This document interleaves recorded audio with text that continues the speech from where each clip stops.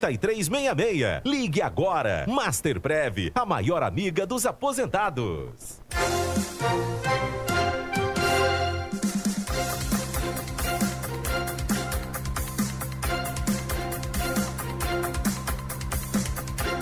Jorge Aragão. 8h30, 8h30. Eleições na Mirante News FM 104,1. Estamos dando início a partir de hoje à série de entrevistas com os 8 candidatos à Prefeitura de São Luís. Estarão conosco durante esses 8 dias Rodrigo Bonfim e Ronaldo Rocha, do Grupo Mirante Comunicação. Rodrigo, bom dia. Bom dia Jorge, bom dia Ronaldo, bom dia candidato, bom dia a todos os nossos ouvintes. Ronaldo Rocha, bom dia, obrigado. Ronaldo Rocha do imirante.com. Bom dia Jorge, bom dia Rodrigo, bom dia ao nosso candidato e aos ouvintes da Mirante News. É isso, e o nosso primeiro candidato, lembrando que as entrevistas, a ordem delas foi através de sorteio com a presença da assessoria dos candidatos. Nosso primeiro entrevistado, Franklin Douglas, tem 51 anos e é formado em jornalismo e em direito pela Universidade Federal do Maranhão, UFMA.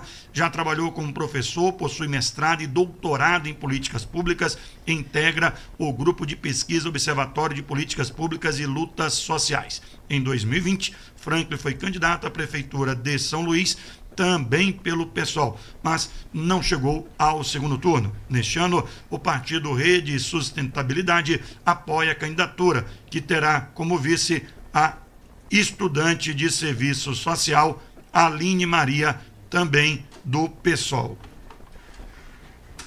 8h31.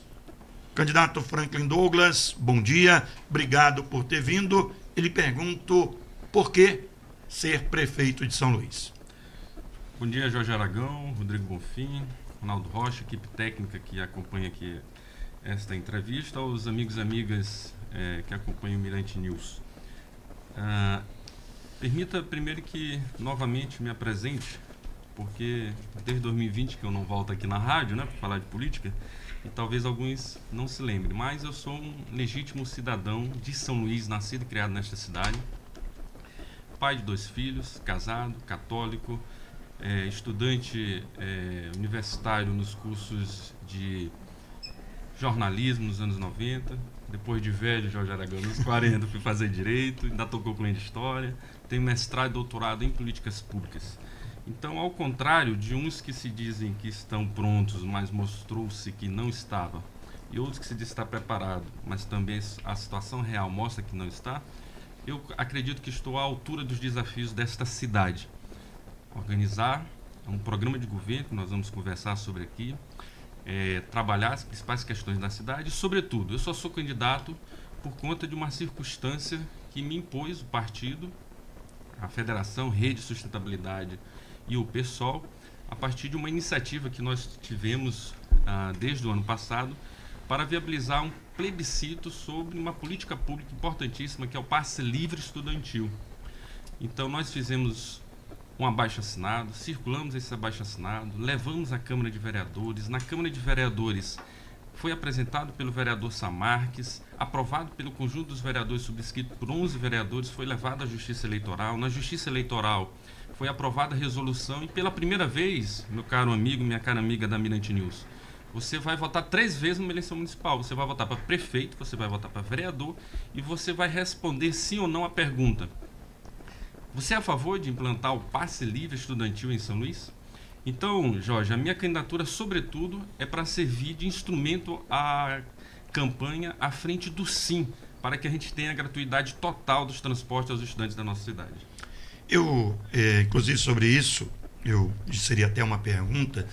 O senhor não acha que, de repente, o senhor focar muito nessa questão da campanha do sim, do plebiscito para o passe livre estudantil, pode, de certa forma, passar para o eleitor o seu desinteresse, deixou aspiar na sua candidatura à Prefeitura de São Luís?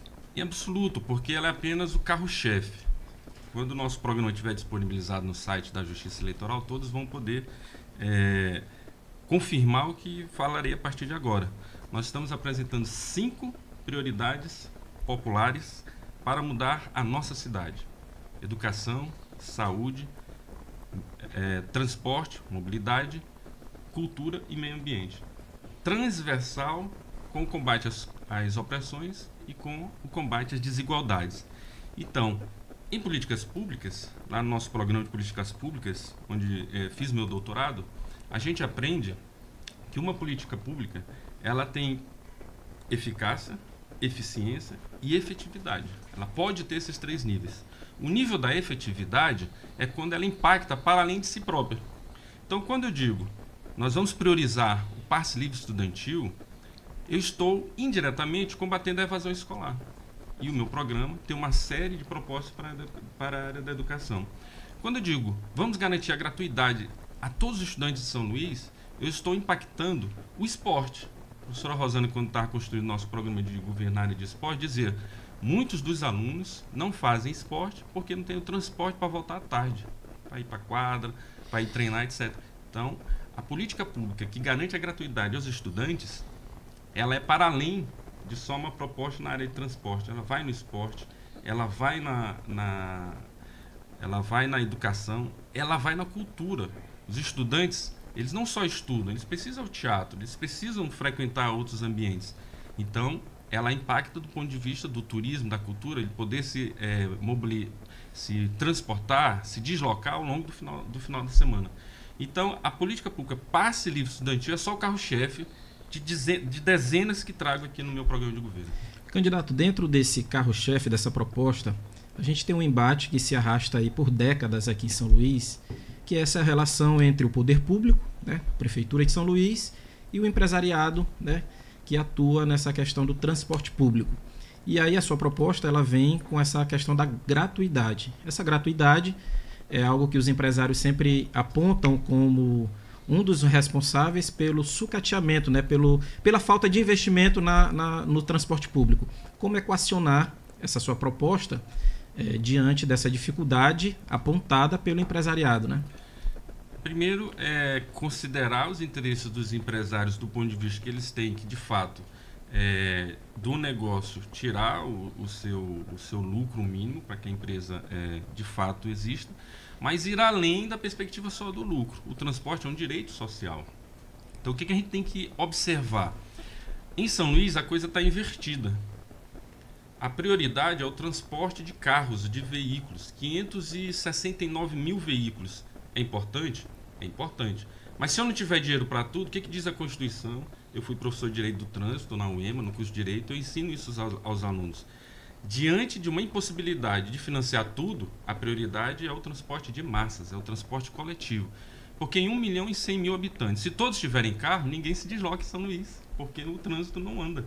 Já não anda, o trânsito já não é livre com 469 mil veículos, imagine com 1 milhão de veículos.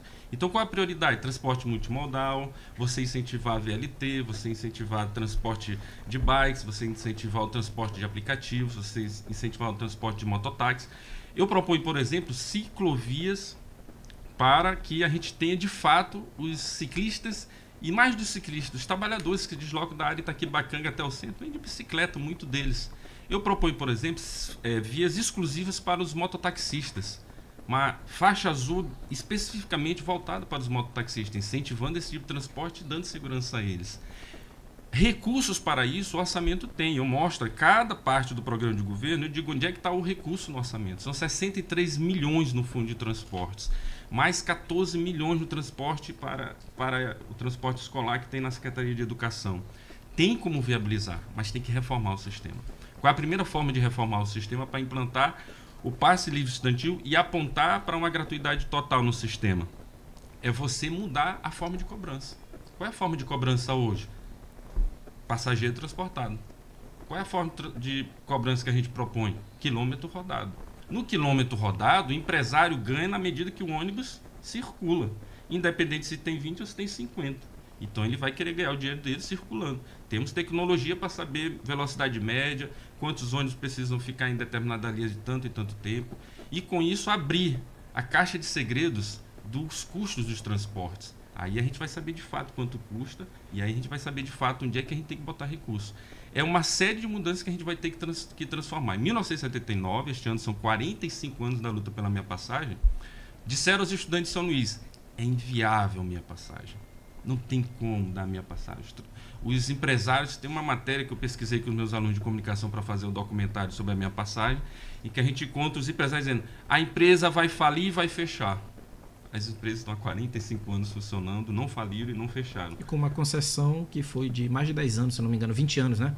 Concessões que a gente não consegue verificar exatamente como se dá, não tem transparência no processo licitatório, na execução dos contratos, etc.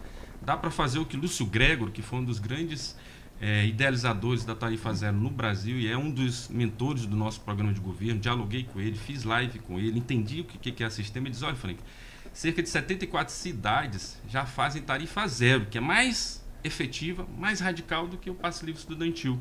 74, menos de 10% são de esquerda. Ou seja, os próprios partidos à direita, ao centrão, estão se abrindo para a questão da viabilidade. E há uma PEC no Congresso Nacional, da deputada Luísa Erundina, que cria o Sistema Unificado de Mobilidade. E com isso garante recursos federais para que cidades pequenas, cidades com mais de 1 milhão como São Luís, possam implementar sistemas de transportes com mobilidade. Bom, candidato, bom dia, obrigado novamente pela presença aqui no Ponto Final. Sobre esse ponto da mobilidade urbana que nós estamos tratando aqui durante a entrevista, eu novamente trago o questionamento do Ronaldo sobre a colocação e implantação de outros modais aqui em São Luís. Esse custo de trabalho com esses outros modais equiparados ao nosso sistema de transporte público é muito alto. Mesmo com a questão da realocação de outros recursos dentro do orçamento, isso vai ser notável. Foi feito um estudo técnico, um trabalho para a implantação do VLT sobre essa discussão que a gente já teve em anos anteriores. Como é que o senhor avalia esse cenário hoje? O grande problema da gente falar em VLT em São Luís é que o então prefeito João Castelo queimou a ideia de forma absurda. Ele conseguiu queimar uma das melhores propostas de transporte no mundo. Eu tive a oportunidade de visitar a Bélgica, conhecer o sistema de transporte da Bélgica, de Bruxelas, e o VLT funciona magnificamente bem. Eu tive a oportunidade de conhecer Santiago do Chile.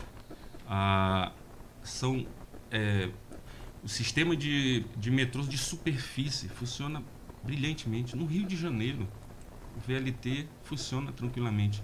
Mas em São Luís, do Cabão ao terminal da integração, aquela imagem que ficou no imaginário popular, de uma imagem de uma campanha eminentemente eleitoreira, queimou uma das melhores ideias. Havia um projeto no gabinete do João Castelo, financiado pelas indústrias do Distrito Industrial, que dizia a seguinte parceria público-privada para a prefeitura. Nós economizamos levando os nossos funcionários para o Distrito Industrial. A prefeitura nos cede aquela área do papódromo para ser uma praça de estacionamento. Os funcionários chegam, estacionam lá e pegam o VLT até o final do Distrito Industrial. Só querendo que a prefeitura viabilize a parte toda burocrática, etc. O Castelo inventou, não se sabe por que cargas d'água, modificar o VLT da área Itaquibacanga para ir pela Médici, pelas Africanos. E inviabilizou o projeto, que começou a entrar dinheiro, teve que gastar dinheiro para desapropriar, novo aterramento, etc, etc. Ele inviabilizou a ideia. Há possibilidade de fazer, por exemplo, esse tipo de parceria público-privada.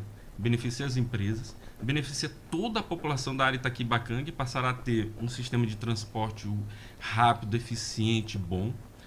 Custa, Rodrigo, 100 milhões de reais, 1 quilômetro de metrô. Da Madre Deus ao final são 7 quilômetros de metrô. Então a gente teria mais ou menos esse custo de 700 milhões de reais. Financiamento do BNDES. O BNDES funciona para isso, para ajudar a prefeitura, para ajudar governos, para ajudar empresas a viabilizar políticas públicas, a viabilizar negócio. Na hora que apresentar esse projeto no BNDES, eu tenho absoluta certeza, aliado que o pessoal do governo Lula, aliado do presidente do BNDES, que é o Aloysio Mercadante, com quem nós temos um diálogo muito tranquilo, nós com certeza viabilizamos recursos para fazer o VLT da área Itaquibacanga. E aí você que mora na área Itaquibacanga pode acreditar, pode ter fé. A partir do dia 1º de janeiro de 2025, a gente chama a população da área Itaquibacanga para organizar a subprefeitura da área e para viabilizar o passe livre estudantil e, em seguida, a gente construir o sistema de transporte VLT para a área Itaquibacanga. A implantação em outras comunidades não seria possível, de acordo com o levantamento feito no Não orçamento? posso enganar o eleitor e a eleitora. Não tem como fazer, ainda que seja 7 quilômetros, em 4 anos, logo uma extensão de via de metrô na cidade. Então a gente teria que equacionar. Por isso que eu falo em transporte multimodal. Resolvemos o sistema de transporte, por exemplo, da área Itaquibacanga com o VLT. Da área que vem desde o Maiobão, e aí teríamos que negociar com o governo do estado a questão metropolitana, mas desde o Maiobão, passando pela Forquilha, vindo pelo João Paulo, chegando até aqui na Madre Deus, é uma outra proposta que está no nosso programa de governo, um corredor exclusivo de transportes. O governo do estado gastou horrores, e eu denunciei isso em 2020. Não vai dar certo. Tá aí nas imagens das minhas redes sociais, vocês podem acompanhar no site professorfranklin.com.br. Eu denunciei aquela obra de veículo de exclusiva para ônibus, saindo do Araçagi ao Calhau, não ia servir ao povo, não ia dar certo. Não deu certo. Dinheiro jogado fora.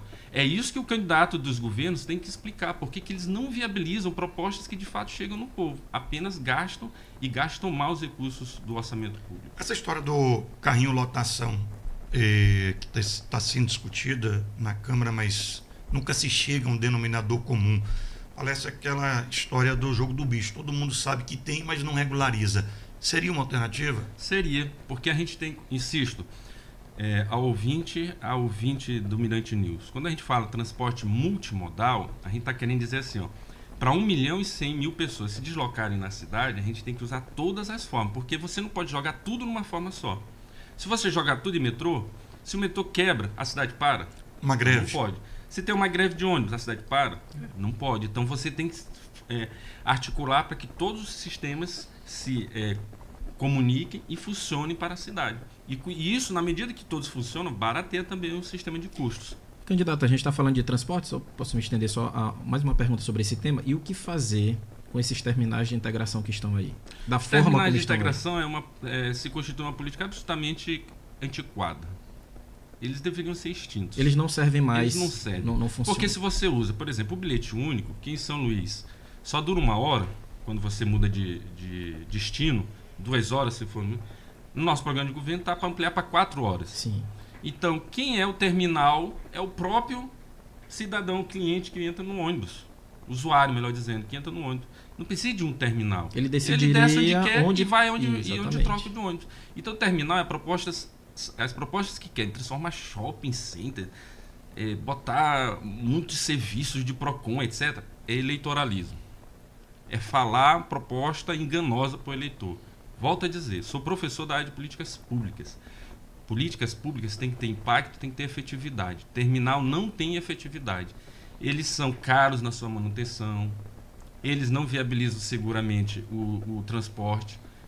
E há candidato que prometeu fazer em zona rural e até hoje não foi construído terminal de zona rural. Ou seja, mesmo a política menos efetiva não é executada em São Luís. Então nós vamos rever essa política dos terminais e, de fato, implantar o sistema multimodal para um transporte efetivo. A partir, insisto, eleitor e eleitora, diga sim ao passe livre estudantil no plebiscito do dia 3 para a gente, de fato, mudar essa realidade da mobilidade de São Luís. Bom, candidato, ainda no assunto de transportes, a gente mencionou aqui paralisação, greve de ônibus. O que nós observamos, principalmente no transporte alternativo, é que quando acontece esse tipo de paralisação, a greve, eles que passam a estar no protagonismo da circulação na cidade. Só que outro ponto desse protagonismo também é discutido, que é o superfaturamento, no que diz respeito à questão do aumento de preços. Nesse sentido, caso seja eleito, o que pode ser feito no processo de fiscalização e de acompanhamento nesse sentido em uma possível greve de ônibus? O que a gente tem que fazer, eu já fui assessor do sindicato dos motoristas, dos rodoviários. Eu sei por dentro como funciona aquela máquina sindical. Infelizmente, tem que dizer que em alguns momentos as lideranças sindicais, elas servem aos interesses das lideranças empresariais. A verdade tem que ser dita nua e crua. Nós não podemos enganar o eleitorado da cidade. Eu acho que é a impressão que passa também para o cidadão. Eu acho que essa impressão, né? O cidadão ele já tem. Os companheiros rodoviários têm todo o direito em pedir a redução da jornada de trabalho. 7 horas e 20. em cima de um ônibus, com aquele E um trânsito cada vez mais maluco, né? Trânsito cada vez pior, o cara não tem saúde de coluna, da coluna e nem mental. Os salários são baixos. Os rodoviários foram, a categoria dos cobradores demitida, o rodoviário virou motorista e cobrador ao mesmo tempo. Não tem saúde para a vida dos rodoviários. Eu garanto aos companheiros rodoviários, por alguém que já assessorou o sindicato de vocês, nós vamos melhorar as condições de trabalho dos trabalhadores rodoviários, negociando firme isso no processo de licitação com as empresas. Segundo, quando eu estava lá, que eu dizia, olha, a melhor forma da greve funcionar nós não vamos parar os ônibus, nós vamos botar a catraca livre, ninguém vai pagar passagem. Eu duvido se o empresário não negocia na hora, mas os rodoviários não topam esse tipo de ação.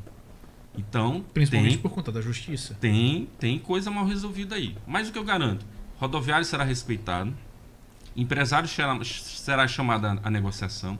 Nós sabemos que todo mês de maio é a pauta, é a database da categoria. Então o prefeito, uma vez eleito, eu não vou esperar maio para negociar com os três partícipes do processo do transporte. Nós vamos chamar para negociar e evitar greves. Evitando greves, aí a gente não vai ter nem esse problema. 4 anos sem greve em São Luís. É o que eu busco realizar, se for eleito prefeito, com negociação, transparência e colocando as cartas na mesa.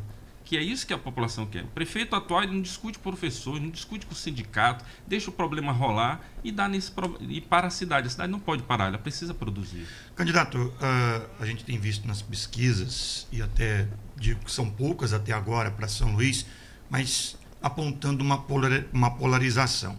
O senhor acredita nesses números? E lhe pergunto se acreditar, como sair desse debate de polarização? Acredito, a pesquisa era uma foto do momento.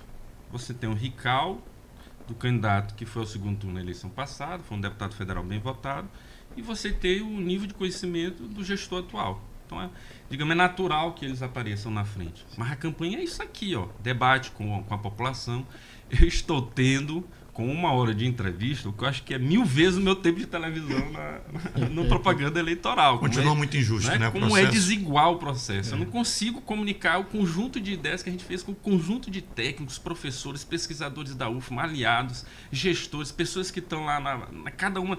Abre o programa, vocês poderão ver depois no site, são mais de 19 áreas de políticas públicas que a gente está propondo. 5 prioridades: educação, saúde, transporte, cultura e meio ambiente. 5 prioridades. Carro-chefe, passe livre estudantil. Mas tem lá a população LGBT, combate ao racismo, mulheres.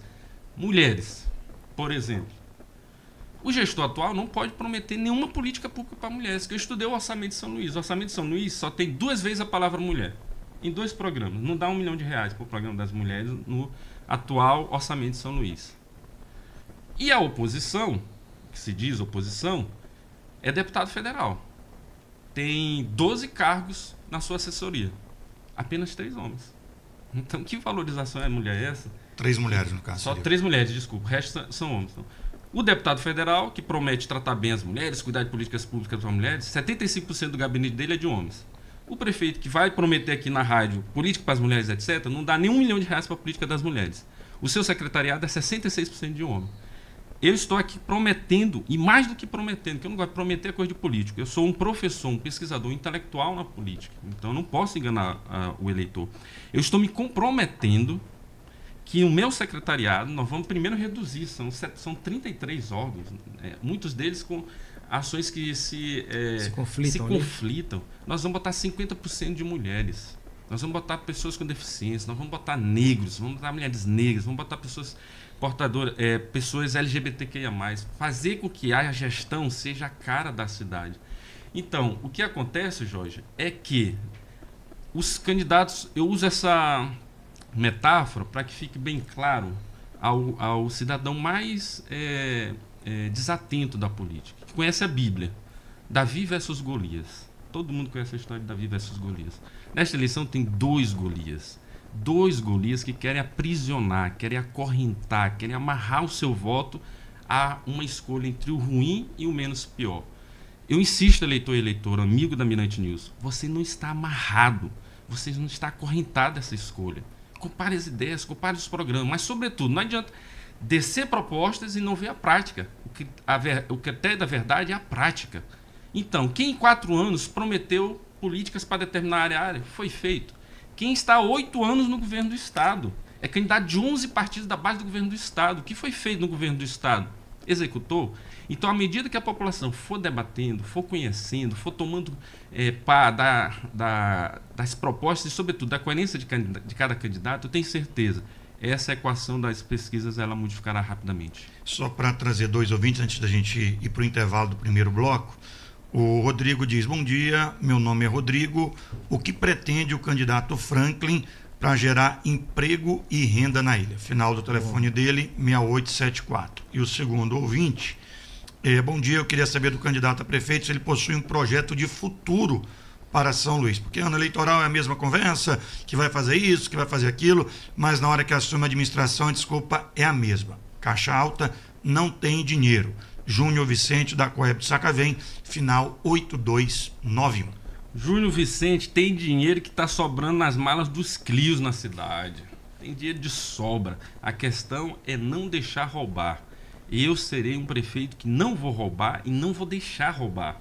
Eu sou professor também na área de direito administrativo. Eu entendo da legislação administrativa. Eu sei como as licitações podem ocorrer para beneficiar de fato os pequenos e médios empresários dessa cidade. Os lutadores das pequenas construtoras que precisam sobreviver e empregam muitas pessoas. Esses empreiteiros, tenho certeza, não precisará falar com meu pai, com minha mãe, com meu filho, com o meu familiar para poder viabilizar o seu negócio e, uma vez viabilizado, receber os recursos das obras. Acredite que você pode mudar essa situação da cidade de São Luís. É para isso que eu quero alertar cada um de vocês. Vicente, tem dinheiro de sobra. A questão é fazer a aplicação correta, a questão é fazer a aplicação com eficiência, efetividade, eficácia. A questão é dar transparência aos recursos. Obviamente que muitas das demandas represadas ao longo desses anos todos na prefeitura, nós vamos precisar buscar parcerias. Nós do PSOL somos aliados do governo Lula. O governo Lula está ajudando São Paulo, vai eleger o Boulos em São Paulo. Vocês viram o debate de ontem na Band, o melhor candidato é o Boulos. Vai ajudar Rio de Janeiro, vai ajudar Fortaleza, vai ajudar Belém. Como é que não vai ajudar São Luís? Que nós ajudamos a ir para as ruas, a eleger o presidente Lula. Embora ele esteja amarrado a esses acordos regionais que, de forma até a queimar a sua imagem, unifica ele a Bolsonaro numa mesma coligação. O candidato da oposição consegue ser o candidato do Bolsonaro e do Lula ao mesmo tempo. O eleitor inteligente do Lula sabe que isso é enganação. Não vai cair nessa lorota da melhor viabilidade. A eleição não é quem tem mais carro, não é quem tem mais adesivo, não é quem tem mais gente paga para ir para as ruas. Pense bem na consequência do seu voto. A eleição é quem pode administrar melhor essa cidade. Então, Vicente, o futuro que estou prometendo, volto a dizer que estou me comprometendo, está logo nas primeiras páginas. Sou o único candidato. Se aparecer no TSE alguém com isso aqui, copiaram de mim. Eu sou o único candidato, Jorge, Rodrigo, Ronaldo, que apresento o que eu vou fazer nos primeiros 100 dias de governo. Meu caro eleitor, minha cara eleitora, eu sei o que fazer com o seu voto desde o primeiro dia de governo. Uma pergunta clássica que nós jornalistas fazemos, né? O que você vai fazer no seu primeiro dia de governo? Primeiro dia de governo, enviar à Câmara Municipal o projeto de instituindo passe livre estudantil. Vai ser a primeira canetada. Segunda canetada, viabilizar o plano São Luís com Trabalho. E aí eu entro na resposta do Vicente e do Rodrigo. É possível viabilizar mais emprego, mais trabalho e mais renda nessa cidade. A minha proposta é criar 5 subprefeituras. A subprefeitura da área Itaquibacanga, a subprefeitura da área Coab, a Cidade Olímpica, a subprefeitura do São Francisco ao Angelim, a subprefeitura da Coama até o Turu, Vila Luizão e a subprefeitura da Zona Rural. Você que mora no bairro sabe como as ruas estão acabadas. Você sabe como os equipamentos públicos estão abandonados. Você sabe como as praças estão jogadas ao léu. Nós vamos criar frentes de trabalho. Então você é marceneiro, eletricista, ajudante pedreiro, nós vamos cadastrar pelas subprefeituras esse conjunto de profissionais e todos os mais que precisaremos e fazer frentes de trabalho nessas 5 regionais da cidade. Com isso eu estou gerando emprego diretamente e indiretamente. E essas regionais vão fazer todo o processo através dos recursos que tem na CEMOSP, na Secretaria de Infraestrutura, para exatamente reorganizar o bairro, transformar o bairro num local bom para a gente viver, para a gente não ter que se entupir sem dinheiro nas praças do shopping, comprar mais um sorvetezinho de R$2 e fica lá no shopping. Temos que voltar a transformar os nossos bairros em locais bons para se viver. Concurso público será o terceiro item que eu vou assinar, especialmente a área da saúde e educação. Sabe qual foi o último concurso público para a área da saúde? Em São Luís, Rodrigo? Gestão Tadeu Palácio 2012. Desde 2012 não há concurso público na área da saúde. Os profissionais da saúde, eu os conheço, já tive a oportunidade como jornalista de assessorar o Sindicato da Enfermagem. As companheiras do Sindicato da Enfermagem, elas sofrem, porque elas têm que pagar 2, 3 contratos, virando madrugada atrás de madrugada. Aquela lógica da CLT, trabalha 12... descansa 48, não funciona para a enfermagem, porque para ter um salário minimamente digno, no descanso trabalha. Não tem um descanso, ela minimamente tem que multiplicar a jornada. Então nós vamos fazer concurso. E aí o que acontece com os profissionais da saúde? Eles ficam dependendo de indicações. Tem candidato a prefeito aí que vive de cooperativa, de vender serviços para o sistema de saúde dos municípios. Nós vamos acabar com isso. Vamos fazer concurso público, organizar a estrutura, a carreira de trabalho dos médicos, enfermeiros, fisioterapeutas, farmacêuticos. Eu sempre digo para o meu filho, quando estou cobrando atividades, olha, o interesse é seu. Então, veja se você vai ou não cumprir essa atividade. Então, eleitor, veja primeiro o seu interesse. O seu interesse de ter, para o seu filho, você poder chegar no hospital e ser bem atendido.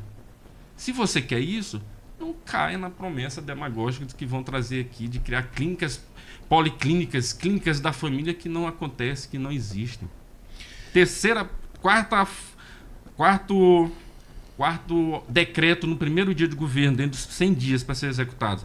Reformar de 265 escolas municipais. Estão caindo aos pedaços.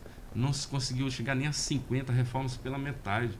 O Sim de Educação mostra o tempo todo nas redes sociais. Eu publiquei uma ontem no meu Instagram, no Oi Franklin, a situação de uma das escolas, a unidade de ensino básico José Mochel. O prefeito foi lá, prometeu um monte de coisa. Está lá tudo sem concluir. Ao reformar as escolas, eu estou gerando trabalho. E, sobretudo, apoiar o micro e pequeno empresário. Eu costumo dizer assim, nós vamos maximizar o apoio e minimizar a burocracia desse pequeno microempresário, que ele gera emprego na cidade. E, por último, reorganizar a administração. São os primeiros 100 dias. Ao reorganizar a administração, desses 33 órgãos, eu vou de saída acabar com a Secretaria de Solidariedade e Orçamento Participativo. Mas você não é a favor do orçamento participativo? Está na sua proposta de governo. Claro que sou. Mas isso o vice-prefeito pode fazer. Eu não preciso ter um secretário para isso.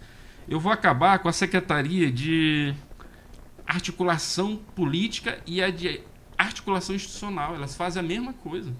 Isso, o secretário de governo, que seria o chefe da Casa Civil do município, pode perfeitamente fazer. Nós vamos acabar com a Secretaria de Projetos Especiais. Isso aí tem assessoria especial do governo que pode assumir essas tarefas.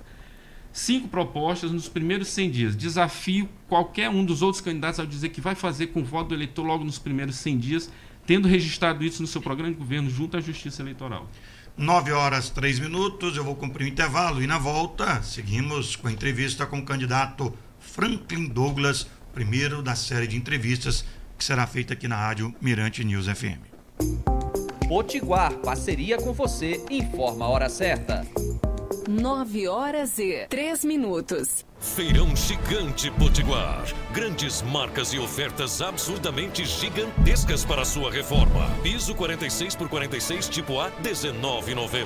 Cadeira de alumínio, R$59,90. Oscilante de parede, 60 centímetros, R$259,90. Tinta rende e cobre muito branco neve, 18 litros, R$299,90.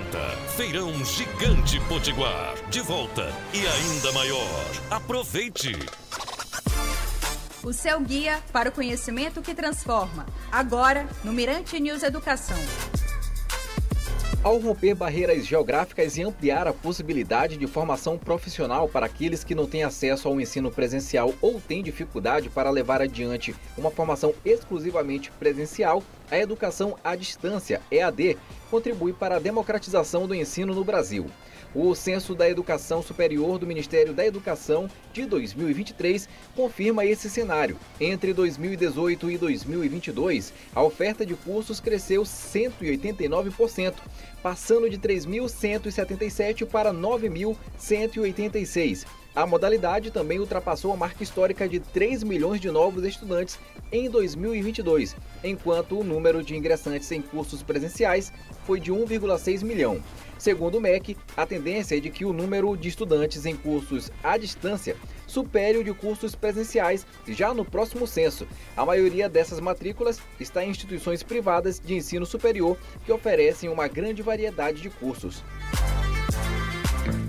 Mirante News Educação. Oferecimento Universidade Selma. Questione, planeje, faça o seu futuro. Para muita gente, o ano de 2024 começa agora. Vem aí o vestibular da Universidade Selma. A maior universidade particular do Maranhão conta com cursos nota máxima no MEC, ótima infraestrutura e professores com larga experiência dentro e fora de sala. Agende já a sua prova ou use sua nota do Enem. Acesse selma.br ou ligue para 4020 7525 e inscreva-se. Vestibular Universidade Selma. Questione, planeje, faça seu futuro. Fribal, especialistas em carne, informa a temperatura. 29 graus. Tem na Fribal, carne boa, economia, qualidade todo dia, mais sabor aonde tem na Fribal.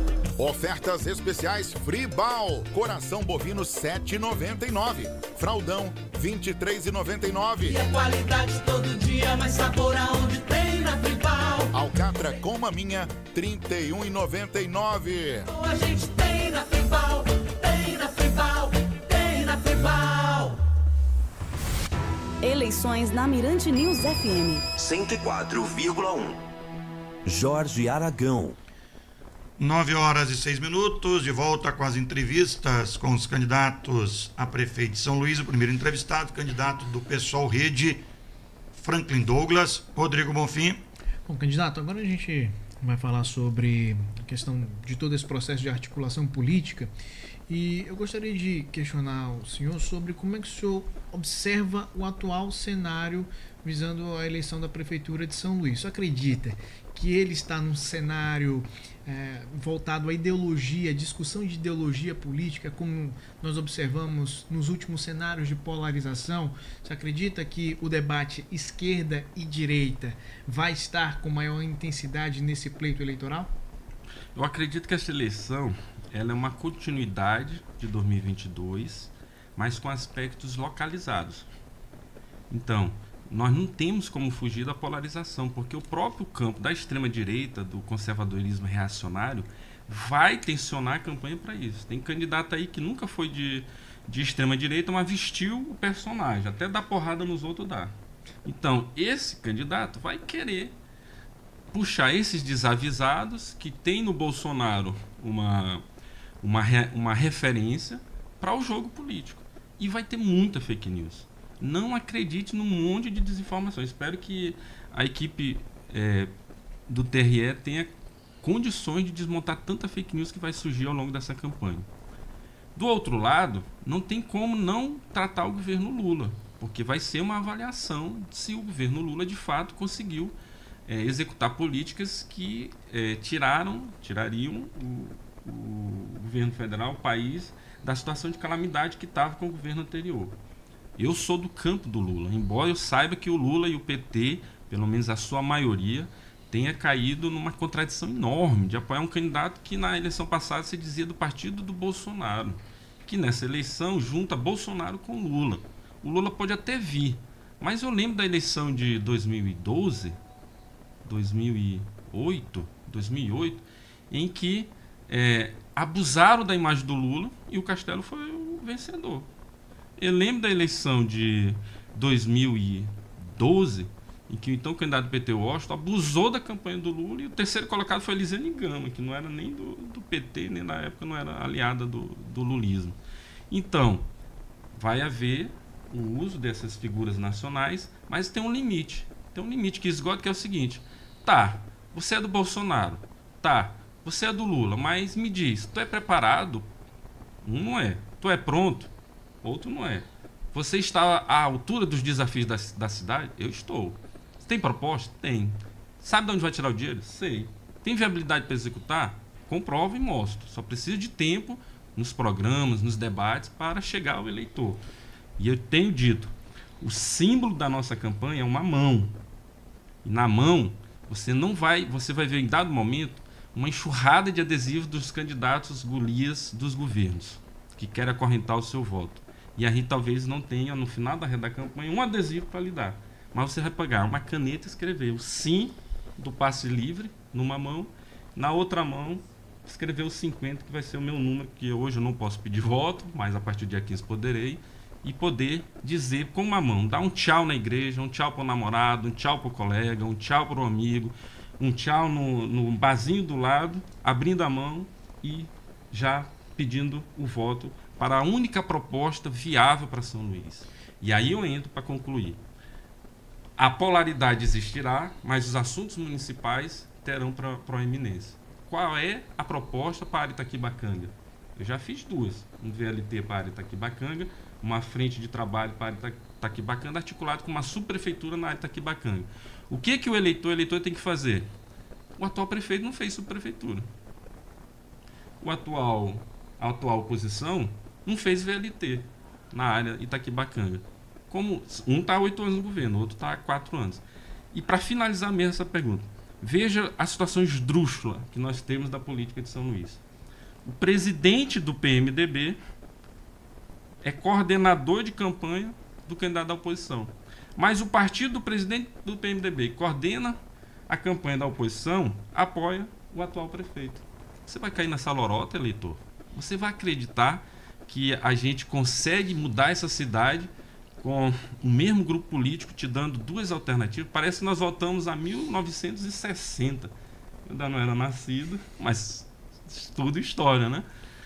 Que você tinha nos municípios Arena 1 e Arena 2. Tinha que escolher entre os dois partidos da ditadura militar. Nós estamos na democracia. Seu voto vai valer, seu voto é livre. Livre-se dessas correntes dos dois golias do governo. Candidato, dentro dessa questão do Rodrigo, eu já há um certo tempo com esses questionamentos e com as entrevistas, muita pessoa me pergunta, poxa, eu ouvi o candidato, vou citar o seu nome, o Franklin, o senhor foi muito bem, foi destacado nos debates, nas entrevistas de 2020. Aí depois o senhor some, volta há 4 anos por todo o sistema que a gente sabe como funciona. E aí muitas vezes se pergunta, por que em tese é mais difícil uma eleição por executivo, o Franklin não coloca o seu nome para uma disputa por legislativo, lá ele de repente se elege vereador, se elege deputado estadual, se elege deputado federal, que em tese, repito, é mais fácil uma eleição do que para o executivo, e aí lá ele pode comprovar todas essas propostas, está aparecendo mais, ter mais tempo e vir depois para uma briga para o executivo. Isso chega a passar na sua cabeça em algum momento? Eu entendo a pergunta, entendo o eleitor quando ele se leva muito, se inclina muito pela a questão mais pragmática. Que, de fato, ganhar uma eleição proporcional é muito melhor. A minha vice, Aline Maria, podia ser uma vereadora eleita. Já foi testada na urna, do pessoal sempre tem tido boas votações. Mas a companheira Aline aceitou o desafio de reforçar o simbolismo de, nesta chapa, ter um professor e uma estudante da UFMA, numa prioridade máxima, que é ganhar o plebiscito do sim ao passe livre estudantil. Se, sem mandato, nós tivemos a ideia de fazer um plebiscito, mobilizamos assinaturas, mobilizamos vereadores, aprovamos no TRE. Eu fiz sem mandato que muito vereador não fez aí em 4, 10 anos de mandato. Então a questão não é necessariamente um mandato, mas a disposição para fazer coisas pelo povo. E mais do que isso, qual é a diferença? Que Franklin e Aline, que Franklin na nossa chapa de vereadores e vereadoras, nós queremos eleger uma bancada feminista. Hoje, na Câmara de Vereadores, o Domingos Paz possivelmente estará escapando de ser caçado pelos crimes mais absurdos que você que acompanha aqui a Mirante News sabe quais são, porque o programa cobre bem essa pauta da Câmara. As mulheres estão hoje na Câmara de Vereadores. Eu presto toda a minha solidariedade ao movimento de mulheres de São Luís. Que é inadmissível que esse vereador escape hoje por falta de quórum. Os vereadores sequer têm coragem de ir lá para dizer que vota a favor dele, inviabilizar para que a pauta acabe. Então, a nossa proposta, ao apostar no plebiscito, é dizer só, quem tem que guiar as políticas públicas é o povo. O povo vai, no dia 6 de outubro, quase 700 mil eleitores, votar numa política pública sim ou não. Qual é o prefeito que vai ser contra a implementação? Porque ele está amarrado à decisão do plebiscito, ele vai ter que regulamentar. E aí nós vamos ter que organizar a população para dizer qual o tipo de passe livre estudantil que nós vamos ter em São Luís. É o de Fortaleza, que são só 70 passagens por mês? É o de Brasília, que não usa final de semana? É o de Florianópolis, que não usa, só usa estudante de escola pública? Vai ser uma batalha por regulamentar. Nós defendemos que todos, mas para isso tem que botar o povo. Então, embora haja, digamos, essa inclinação, mas é no mandato do Executivo que a gente pode, de fato, transformar essa cidade e, sobretudo, com participação popular, que a gente pode mudar as coisas de São Luís. Agora, candidato, a gente volta àquele primeiro, acho que foi uma das primeiras perguntas e um posicionamento seu a respeito da falta do tempo de televisão, né, o tempo de propaganda que o pessoal tem para apresentar suas propostas. Então, como convencer esse eleitor, já que ele não vai estar visualizando a sua proposta na televisão, que estratégia utilizar para alcançar essa massa, para alcançar esse eleitorado para a eleição de 2024? Campanha de manhã, de tarde, de noite, de madrugada. Nós vamos botar o pé nessa cidade, andar de bairro em bairro. Sapato e tênis novo. Sapato e tênis novo. Comprei um bem acolchoado com o meu pé no restaurante. Tô caminhando e correndo 8 km, 4 indo, 4 voltando, 8 km todo dia para aguentar o pique, né? Ficando mais magro, esbelto. Olha a autoestima lá em cima, né? É boa. Então, justamente para dar conta dessa campanha, que a gente vai. É pouco tempo, são só 45 dias. E eu pergunto, só complementando rapidinho, porque nós passamos agora nos últimos, digamos que 10 anos, eu acho que é inequívoco, nos últimos 10 anos, nós passamos por uma renovação dessa classe política que aí está, né?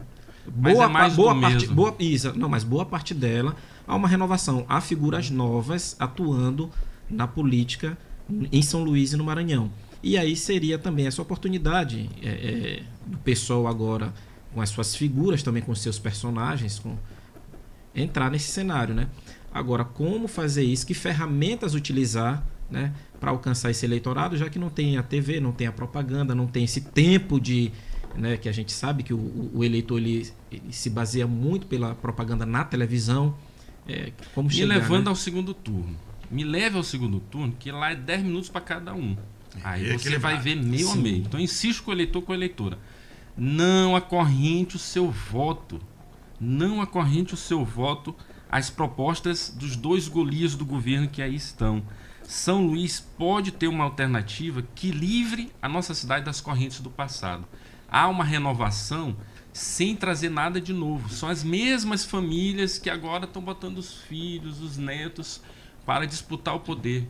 Faça você uma alternativa real, diferente, concreta, para que a nossa cidade possa respirar. Nós nunca tivemos um prefeito negro nessa cidade.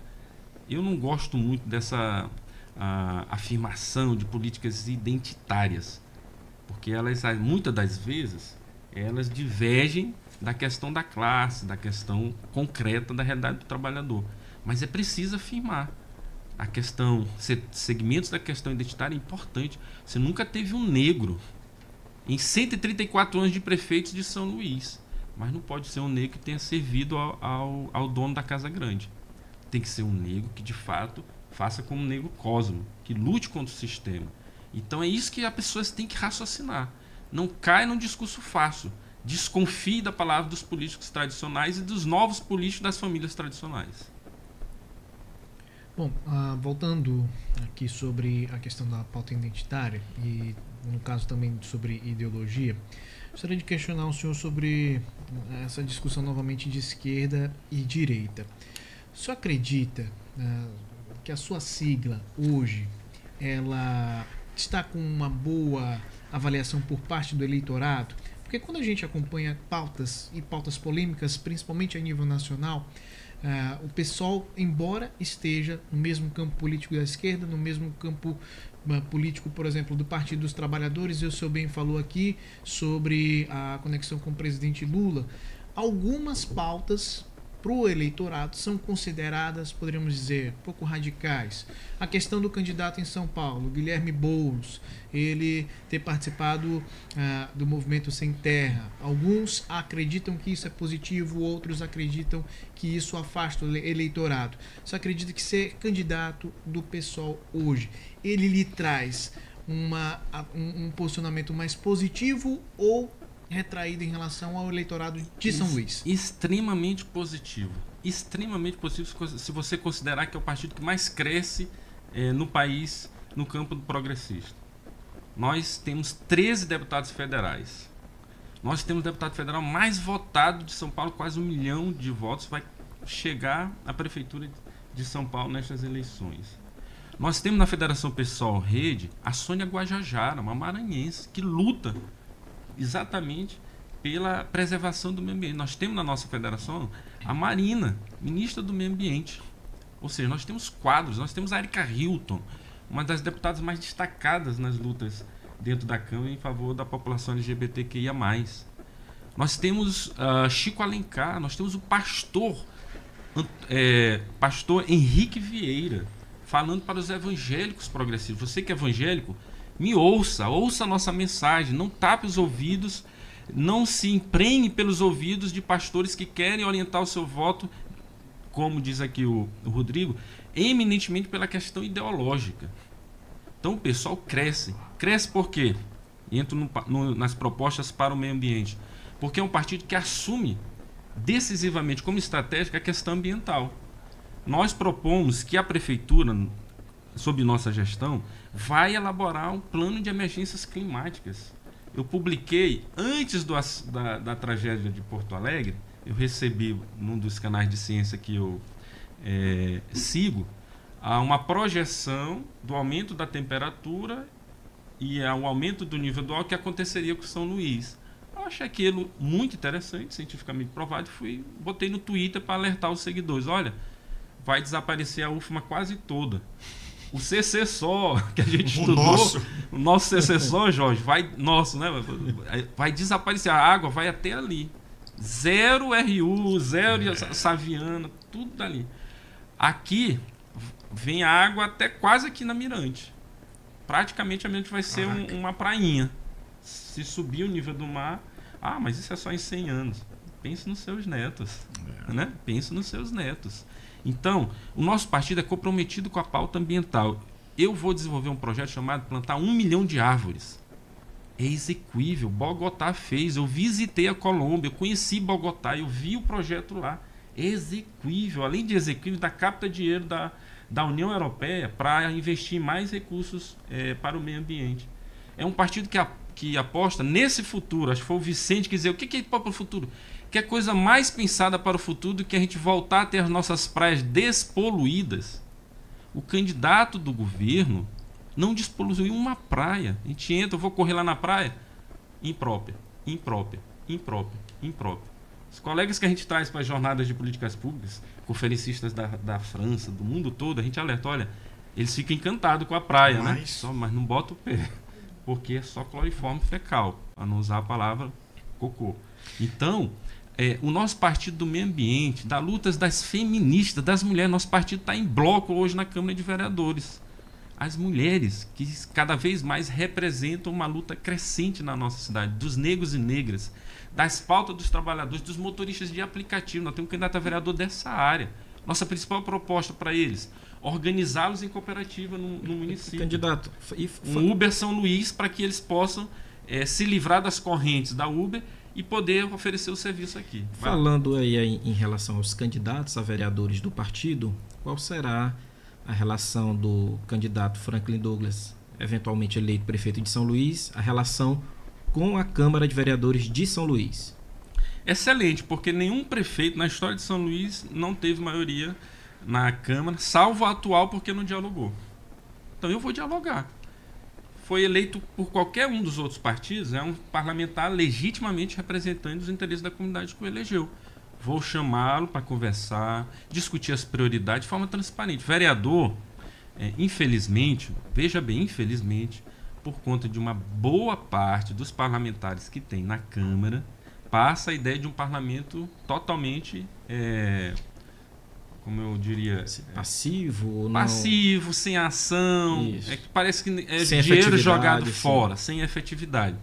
Mas o plebiscito foram 11 vereadores que subscreveram. A lei que alterou a Constituição e disse que tinha que ter um plebiscito na cidade, desde que aprovado pelos vereadores. Então, de alguma forma, a Câmara trabalha, mas precisa modificar muito essa Câmara, que é a mesma Câmara que aprova o plebiscito, é a que não caça o Domingos Pais. Então, eleito prefeito, vou chamar, vai ter o secretário de governo, vai o tempo todo buscar os vereadores, vamos lá para a subprefeitura da área do Quatraque até a Vila Luizão. Vou levar os vereadores de lá para eles também dizerem quais são as obras aqui, o que precisa ser feito. Dialogar, fazer eles participarem da gestão. Estamos na reta final já, os ouvintes, vou logo de antemão pedir desculpas, são muitas perguntas, agradeço e obviamente não tem como colocar todas. Bom dia, Jorge, pergunte ao candidato de onde sairá a verba para o tal passe livre, visto que não há almoço grátis e o que sai grátis para um, outro pagará. Paulo Lima do Malbon. 63 milhões do orçamento público de São Luís estão disponibilizados para as políticas de transporte. Na Secretaria de Educação tem uma verba para ensino fundamental, outra verba para ensino infantil, que somam juntas 18 milhões de reais. Tem dinheiro, insisto, tem dinheiro que está sobrando pelas malas dos Clios na cidade. A questão é, de fato, saber qual é o custo do sistema. Por isso que eu digo, o passe livre é só ponta do processo. Ele tem que fazer uma modificação radical no sistema, do ponto de vista de transparência, de como que será custeado, etc.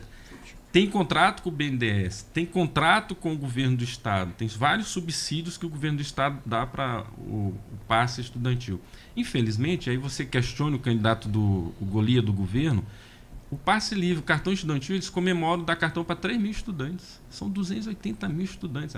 Volto a dizer, sou professor de políticas públicas, não tem eficiência, não tem eficácia, não tem impacto, não tem efetividade, dá passagem para 3 mil estudantes. Aí você, é bom? Para 3 mil estudantes, aquele dos 3 mil que passa a receber, fica bom. Mas não tem efetividade. Efetividade é o passe livre estudantil, tem recurso para isso. Rodrigo. Eduardo Moraes, candidato, não podemos negar, que ele cita outro candidato, que Eduardo Braide colocou os vereadores na casinha, acabando com o toma lá da cá de cargos. Pergunto, o senhor eleito voltará à prática do me ajuda que te ajudo? De jeito nenhum, a relação vai ser extremamente transparente.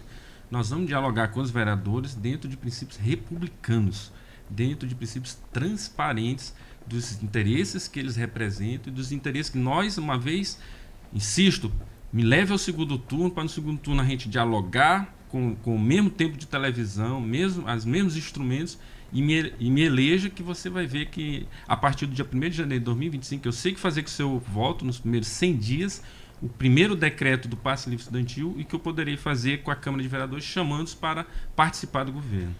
Franklin, por que sua candidatura só surge em cima da eleição, ao invés de ser trabalhada pelo menos há 2 anos antes, junto às bases, sindicatos, associações, etc.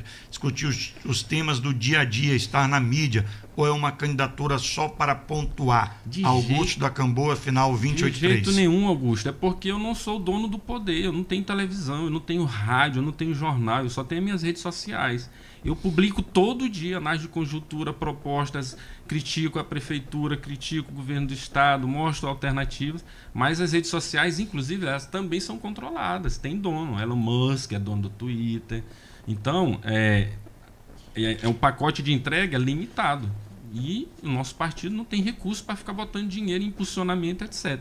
Mas eu estou na luta todos os dias. Então é essa luta que me credencia a estar aqui pleiteando o seu voto, pleiteando a sua, sobretudo, a esperança, pleiteando o seu sonho de que essa cidade pode ser melhor para a pessoa que você ama. Candidato 929, temos 1 minuto, seu minuto final. 1 minuto final para agradecer aos ouvintes que nos acompanham aqui na Mirante News, a bancada com uma entrevista de altíssima qualidade, ela está gravada no meu YouTube, siga o professorfranklin.com.br, lá na minha página, estão todas as minhas redes sociais, podemos, essas 30 perguntas que não puderam ser feitas, a gente dialogar, perguntar, etc. E acredite que é possível mudar essa cidade, é possível libertá-la das correntes do passado. Um grande abraço. Eu que agradeço a gentileza do Frank Douglas ter vindo aqui conversado com a gente, Ronaldo Rocha, Rodrigo Bonfim. Amanhã a gente dá sequência à série de entrevistas e o candidato amanhã é o também professor Saulo Arcangeli, que é candidato do PSTU. 9h30, cumpre o intervalo e daqui a pouco a gente tem sequência com mais ponto final na minha, na sua, na nossa Mirante News FM 104,1. Chegou a hora de celebrar o nosso fechamento mais antigo. Quem está com a gente desde os primeiros passos, palavras e descobertas. Ser pai é uma missão que transforma o mundo. O Sentcep Maranhão deseja um feliz Dia dos Pais